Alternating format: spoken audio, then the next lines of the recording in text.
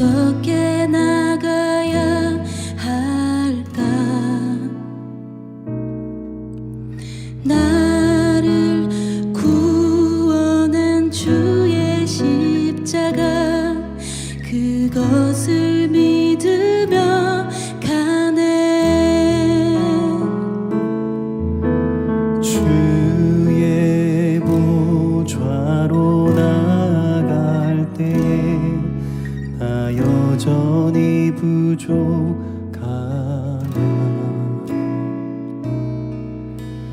나를 품으신 주의 그 사랑, 그것을 믿으며 가네. 자격 없는 내 힘이 아닌 오직 예수님의 보혈로,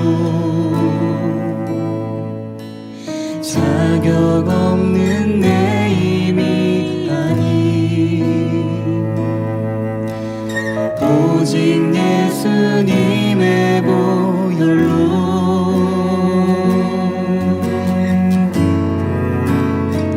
십자가의 보혈, 완전하신 사랑, 힘입어 나갑니다.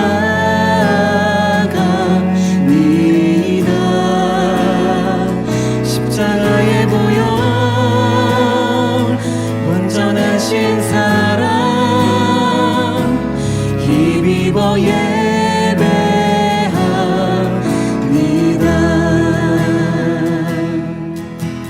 자격 없는 내 힘이 아닌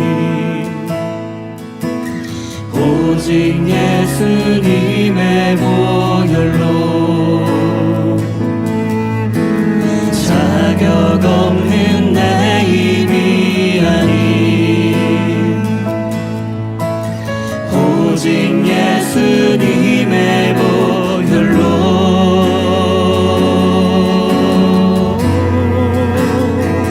십자가의 보혈, 완전하신 사랑, 힘입어 나갑니다.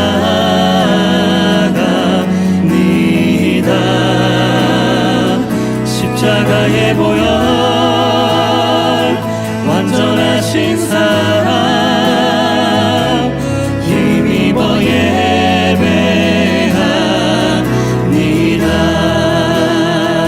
십자가의 보혈, 완전하신 사랑, 힘입어 나갑니다.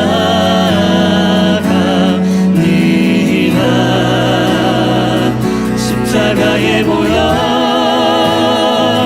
완전하신 사랑, 힘입어 예배합니다.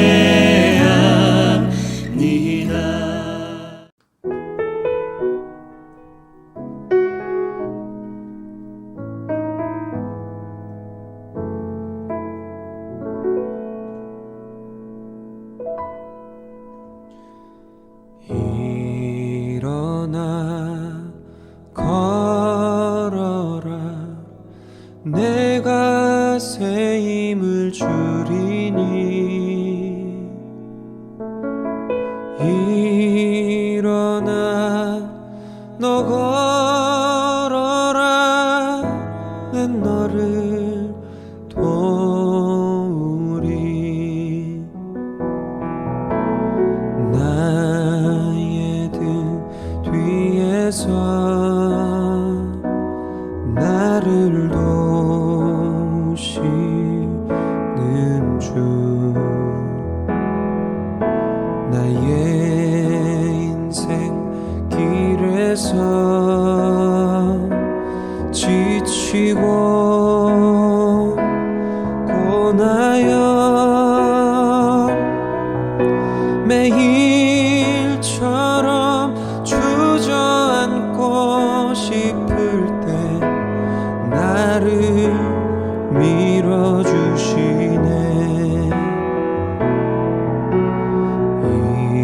일어나 걸어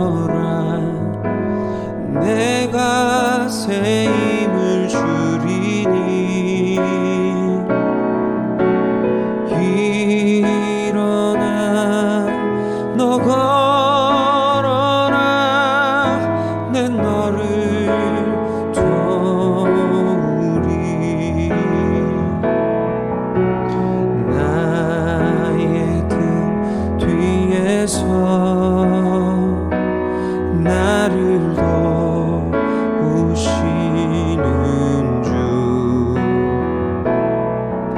평안히 길을 갈 때 보이지 않아도 지치고 고나여 넘어질 때면 다가와 손 내미시네. 나의 등 뒤에서 나를 도우시는 주 때때로 뒤돌아보면 여전히 계신 주 잔잔한 미소로 바라보시며 나를 재촉하시네.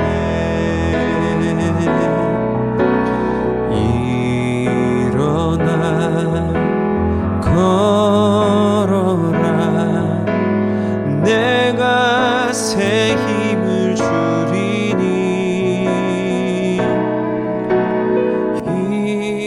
일어나 너 걸어라 내 너를 도우리. 2023년 5월 9일 6.19 온전함 기도에 오신 성도님들을 주님의 이름으로 축복합니다. 오늘 하나님의 말씀은 사무엘하 15장 24절부터 37절까지입니다. 제가 봉독하겠습니다. 보라, 사독과 그와 함께한 모든 레위 사람도 하나님의 언약궤를 메어다가 하나님의 궤를 내려놓고 아비아달도 올라와서 모든 백성이 성에서 나오기를 기다리도다. 왕이 사독에게 이르되 보라, 하나님의 궤를 성읍으로 도로 메어가라. 만일 내가 여호와 앞에서 은혜를 입으면 도로 나를 인도하사 내게 그 궤와 그 계신 데를 보이시리라. 그러나 그가 이와 같이 말씀하시기를 내가 너를 기뻐하지 아니한다 하시면 종이 여기 있사오니 선이 여기시는 대로 내게 행하시옵소서 하리라. 왕이 또 제사장 사독에게 이르되 내가 선견자가 아니냐. 너는 너희의 두 아들 곧 내 아들 아히마아스와 아비아달의 아들 요나단을 데리고 평안히 성읍으로 돌아가라. 너희에게서 내게 알리는 소식이 올 때까지 내가 광야 나루토에서 기다리리라 하니라. 사독과 아비아달이 하나님의 궤를 예루살렘으로 도로 메어다 놓고 거기 머물러 있으니라. 다윗이 감난산 길로 올라갈 때 그의 머리를 그가 가리고 맨발로 울며 가고 그와 함께 가는 모든 백성들도 각각 자기의 머리를 가리고 울며 올라가니라. 어떤 사람이 다윗에게 알리되 압살롬과 함께 모반한 자들 가운데 아히도벨이 있나이다 하니 다윗이 이르되 여호와여 원하옵건대 아히도벨의 모략을 어리석게 하옵소서 하니라. 다윗이 하나님을 경배하는 마루턱에 이를 때 아렉 사람 후세가 옷을 찢고 흙을 머리에 덮어쓰고 다윗을 맞으러 온지라. 다윗이 그에게 이르되 내가 만일 나와 함께 나아가면 내게 누를 끼치리라. 그러나 내가 만일 성읍으로 돌아가서 압살롬에게 말하기를 왕이여 내가 왕의 종이니이다. 전에는 내가 왕의 아버지의 종이었더니 이제는 내가 왕의 종이니이다 하면 내가 나를 위하여 아히도벨의 모략을 패하게 하리라. 사독과 아비아달 두 제사장이 너와 함께 거기 있지 아니하냐? 내가 왕의 궁중에서 무엇을 듣든지 사독과 아비아달 두 제사장에게 알리라. 그들의 두 아들 곧 사독의 아히마아스와 아비아달의 요나단이 그들과 함께 거기 있나니 너희가 듣는 모든 것을 그들 편에 내게 소식을 알릴지니라 하는지라. 다윗의 친구 후세가 곧 성읍으로 들어가고 압살롬도 예루살렘으로 들어갔더라. 아멘. 오늘 말씀은 다윗이 압살롬으로부터 도망을 가면서 있었던 일들을 기록하고 있습니다. 압살롬은 배다른 형 암논을 죽이고 그술이라는 곳으로 도망가서 3년 동안 있었습니다.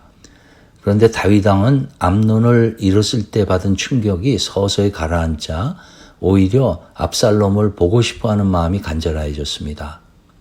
이러한 다윗의 마음을 눈치챈 요압은 슬기로운 여인을 다윗에게 보내 다윗의 상황과 비슷한 이야기를 전합니다. 그 이야기를 들은 다윗은 압살롬이 예루살렘으로 돌아오는 것을 허락하지만 만나주지는 않습니다. 압살롬이 2해 동안 다윗 왕을 만나지 못하자 요압을 시켜서 자신이 왕을 꼭 뵙기를 원하고 자기의 죄가 있으면 차라리 죽여달라고 애원합니다. 이 말을 들은 다윗 왕은 압살롬을 불러들이고 관계를 회복합니다. 하지만 압살롬이 노렸던 것은 다른 것이었습니다. 압살롬은 예루살렘에 들어오고 나서부터 사람들의 마음을 사는 행동을 함으로 자기의 세력을 모으기 시작합니다. 그렇게 하기를 4년이 지난 후에 다윗 왕에게 자신을 헤브론으로 보내서 자신이 하나님께 소원한 예배를 드리게 해달라고 청합니다. 다윗 왕은 이 청을 허락하였고 압살롬은 헤브론으로 내려갔습니다. 그런데 압살롬은 헤브론에 도착하자 이스라엘의 모든 지파에게 첩자들을 보내서 압살롬이 헤브론에서 왕이 되었다라고 알립니다. 그리고는 사람을 보내어서 다윗의 참모이자 밧세바의 외할아버지인 아히도벨을 초청하여서 그를 자기 편으로 만듭니다. 이렇게 반란 세력이 점점 커지자 다윗은 요단강 쪽으로 도망을 가게 됩니다. 다윗에게 다시 환난이 오게 된 것입니다.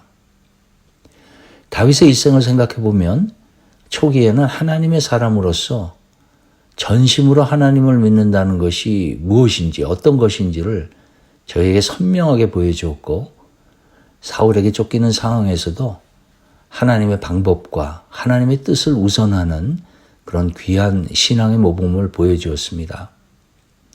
하지만 사울의 위협이 없어지고 주위의 나라들과의 싸움에서 계속 승리하자 그의 영적인 눈이 어두워져서 밧세바를 취하고 그의 남편 우리아를 죽이는 그런 죄를 범하게 됩니다.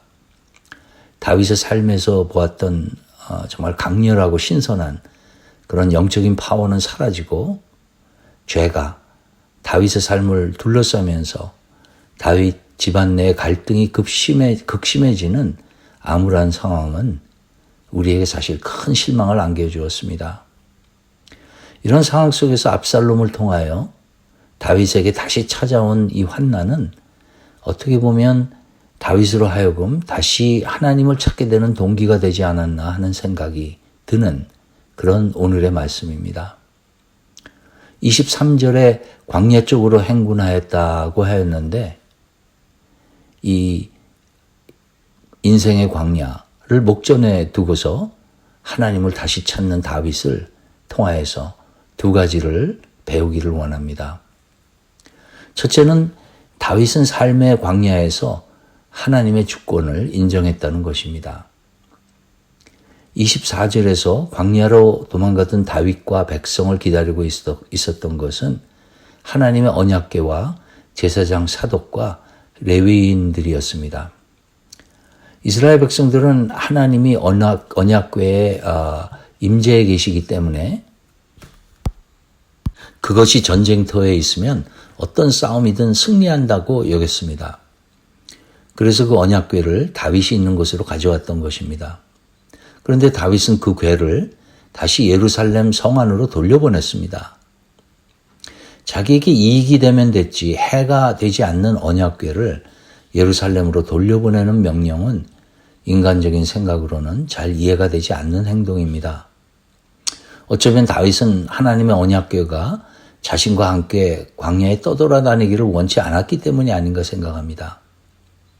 더 중요한 것은 이런 결정을 하게 된 이유를 다윗이 한 말입니다. 다윗은 25절과 26절에서 내가 주님께 은혜를 입으면 주님께서 나를 다시 돌려보내 주셔서 이 궤가 있는 곳을 다시 보게 하실 것이요.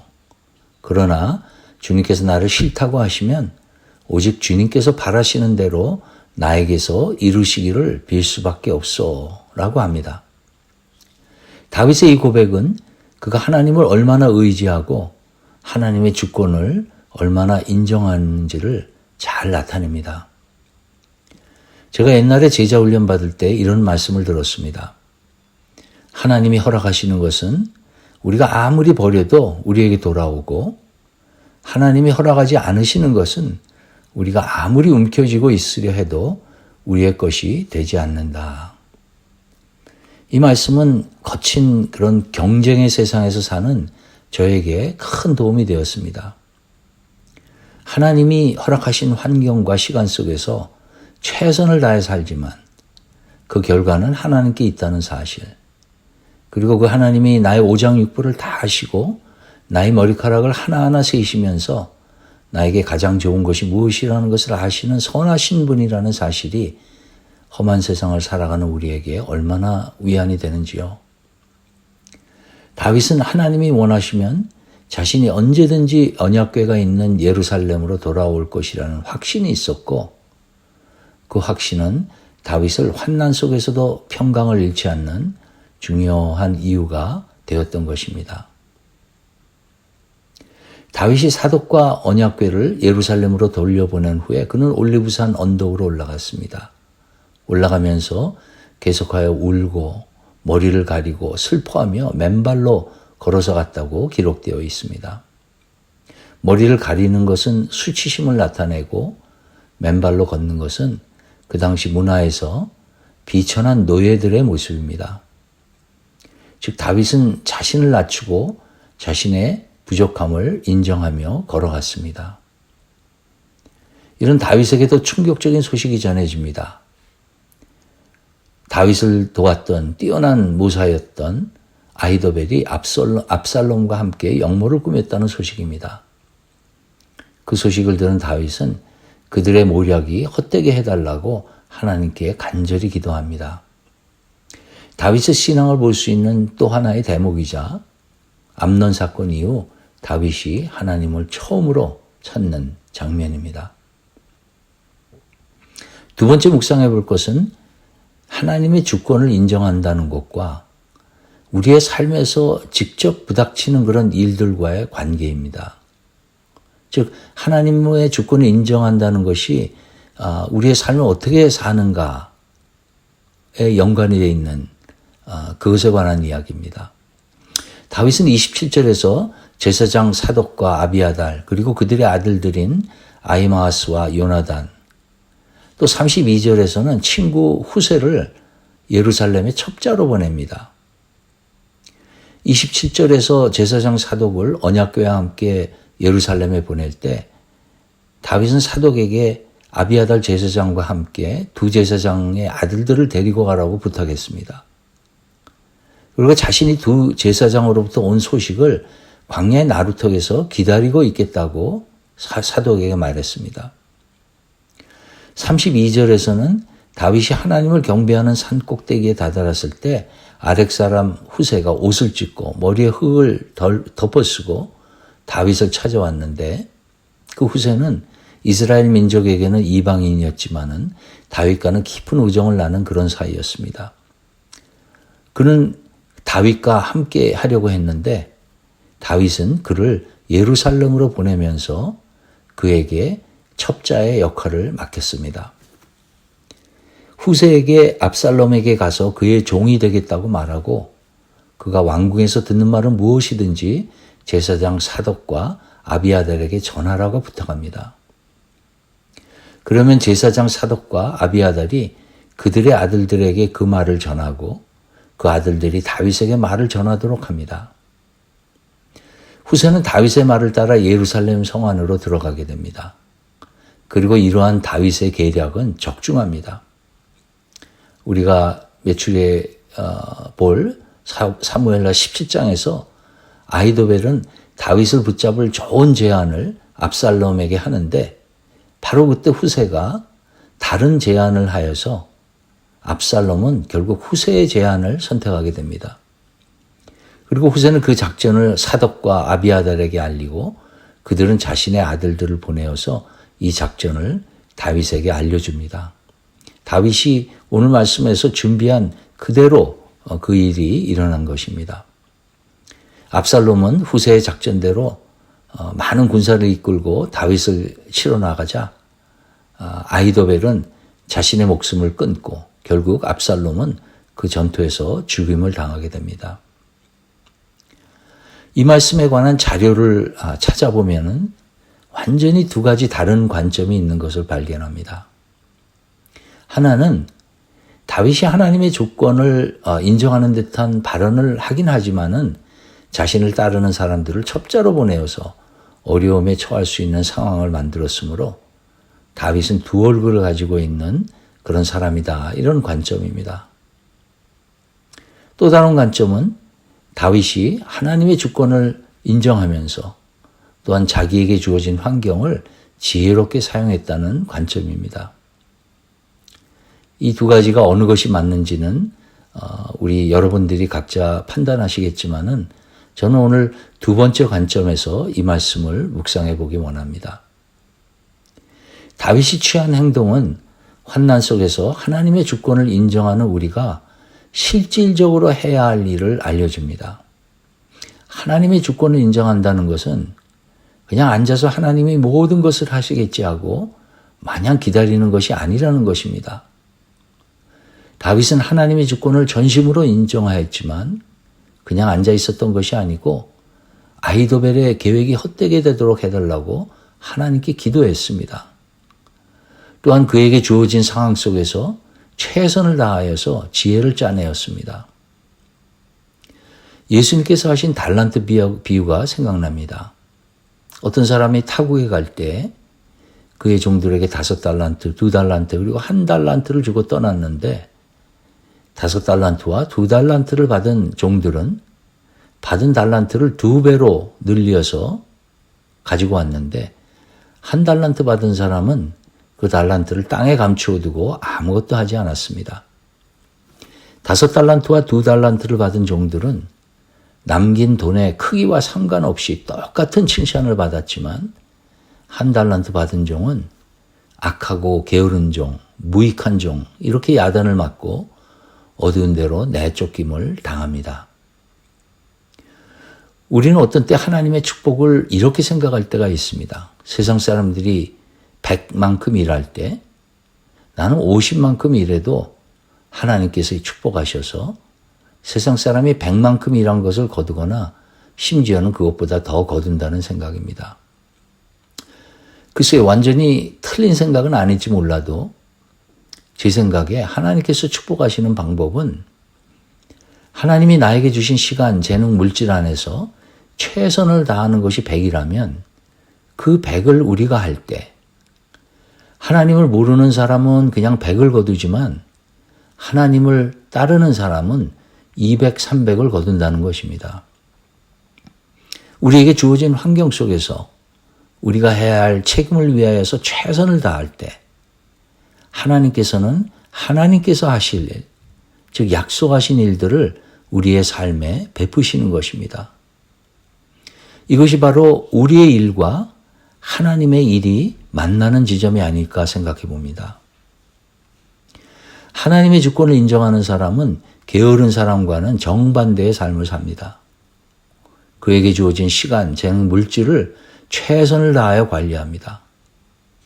그는 하나님의 방법으로 그 일을 하고 그의 일과 삶을 통하여서 하나님의 나라가 넓어지고 하나님을 모르는 사람들에게 그 나라를 소개하는 도구로 사용하기를 원합니다. 우리 앞에는 오늘이라는 시간과 우리에게 주어진 일이 놓여 있습니다.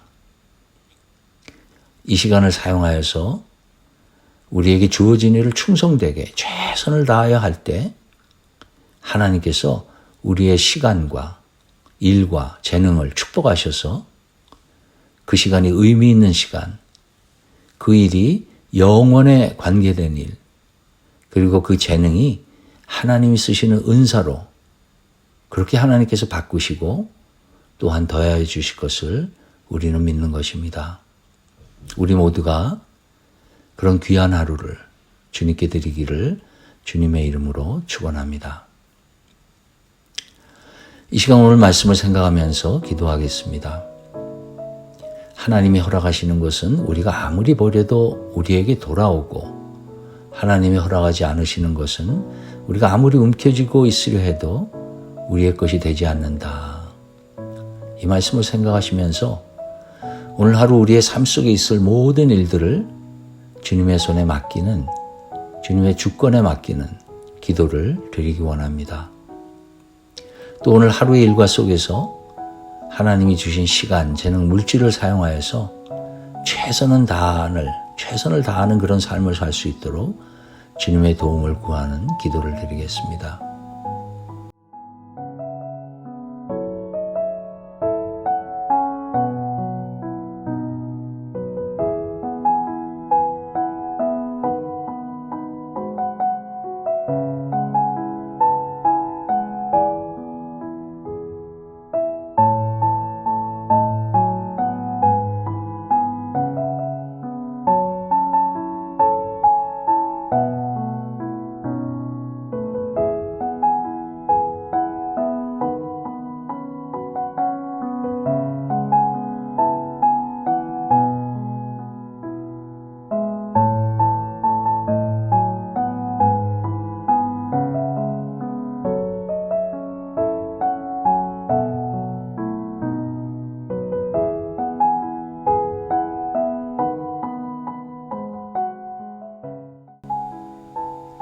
선교 사역을 위해서 기도하겠습니다.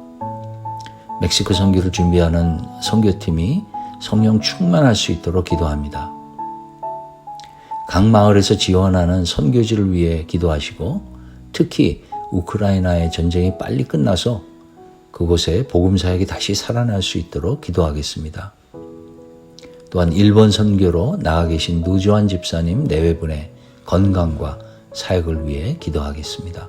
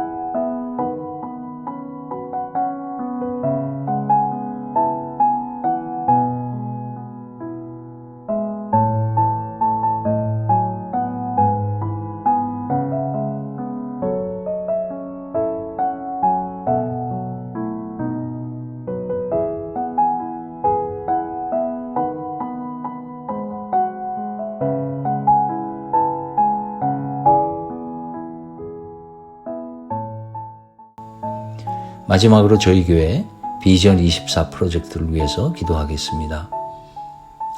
창립기념주일에 플로우 플랜과 또 조감도를 발표하기 위해서 지금 바쁜 일정들이 진행되고 있습니다. 교회에 필요한 그런 부분들이 디자인에 빠지지 않고 포함될 수 있도록 기도해 주시고, 모든 계획들이 순조롭게 진행될 수 있도록 기도해 주시기 바랍니다. 또한 성도님들 중에 영적으로 힘들어하고 질병으로 어려움에 계신 분들이 계십니다. 이분들의 회복과 치유를 위해서 간절히 기도하겠습니다.